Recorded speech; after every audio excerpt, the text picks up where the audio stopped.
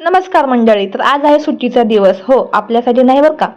कारण संडे म्हटलं ना, मुलांची मिस्टरांची वेगळीच फरमाईश असते आणि ती आपल्याला आज पूर्णच करावी लागते. तर त्यासाठी आज रोजच्या पेक्षा जास्त लवकर उठली, देवपूजा करून घेतली.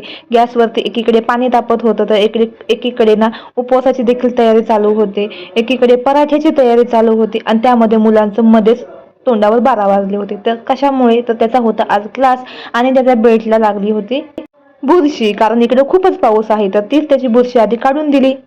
भगर शाबूत थंड झाली होती, तर ती आधी मी मिक्सरला थोडी जाडसर बारीक करून घेतली.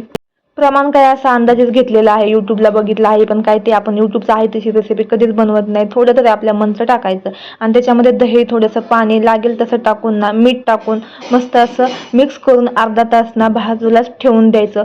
तोपर्यंत बघा इकडे पराठ्याची तयारी चालू झालेली आहे. कारण एकाच्या आंघोळ्या होऊन सगळे येऊन बसत आहेत. तर छान असे पराठे देखील करून घेतले.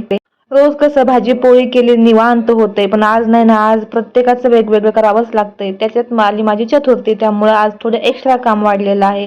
छान असं तूप लावून पराठे गरमागरम भाजून घेतले आणि आहोंसाठी ताट तयार केलं. मस्त असं दही घेतलं आणि त्याच्यामध्ये गरम पराठा घेतला आहे. कारण त्यांचा आज सुट्टीचा दिवस आहे हो, आपला नाही.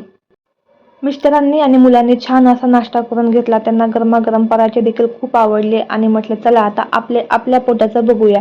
तर आपलं इकडे पीठ देखील चांगलं भिजलं आहे, तर त्याच्यामध्ये ना मी थोडंसं इनो टाकून घेतलं. त्याने काय होते, अजून छान आपली इडली टम्म फुगली जाते.